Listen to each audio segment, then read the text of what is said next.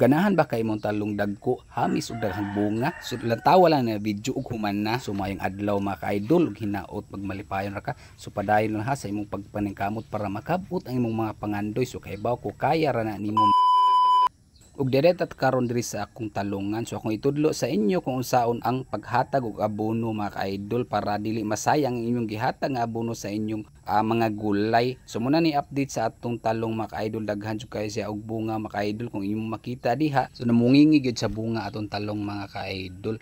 Ug mao day ni ang atong ikaduha nga harvest sa atong talong mga ka-idol. So bedyong hamisa og dagko sa atong talong karon no. Giduyogan sa maayo nga panahon, uwan ug init. Basta maayo gyud ang panahon, so maayo sab na ang pagpamunga sa imong mga tanom, labi na kung insakto ang imong pamaagi sa paghatag sa fertilizer. Lantawa lang nga video ug human na, labi na nagplano pa lang ka og pagpananom, at least na nakay mga idea mga ka-idol kung unsaon ang paghatag og fertilizer. Mas nindot man gyud kung kamauna ka usa ka magsugod para dili na kayo ka maglisod mga ka-idol. Di sama na ko sa una nga naglisod jud ko kay wa jud ko nakatunan. So nangutana sab ko sa uban na farmers ug nagseminar jud ko. Kini kung uban na farmers mga ka-idol di gyud nimo tug-an sa ilang namahuan. So nasay uban nga mutug-an mga ka-idol. So pasalamat jud ko sa uban na nagtug-an. So ana kagwapa nga atong talong mga ka-idol oh. So kana hamis ug dagko gyud mga ka-idol. So karon akong ipakita sa inyo kung unsa gyud ang atong pagpamaagi sa pag-abono. So muna atong pagpamaagi sa abono. So atong gibuhuan daan, mas nindot man gyud og buho na daan mga ka-idol kay dili jud ka maglisod sa pagpasud sa imong gihatag nga fertilizer. So di siya masayang mga ka-idol.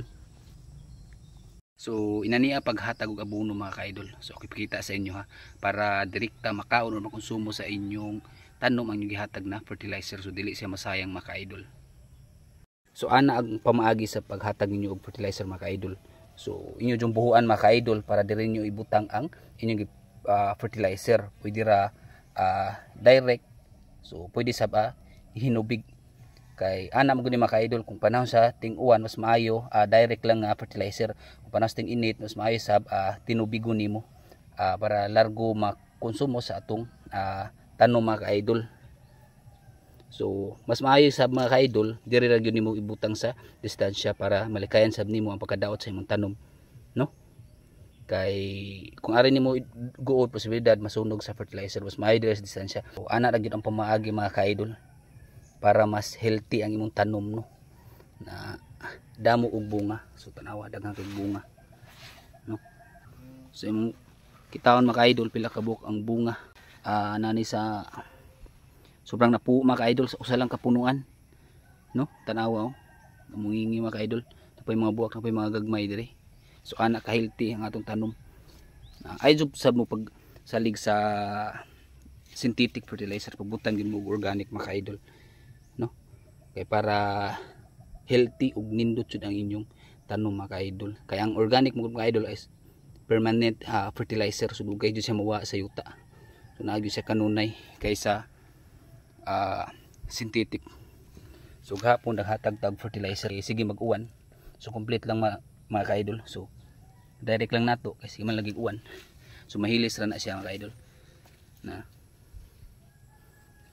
Kung ito mga ka-idol, dili lang kutob atong vlog no. Hinaut na kay gamay nakatunan bahin sa paghatag og fertilizer sa atong mga tanom.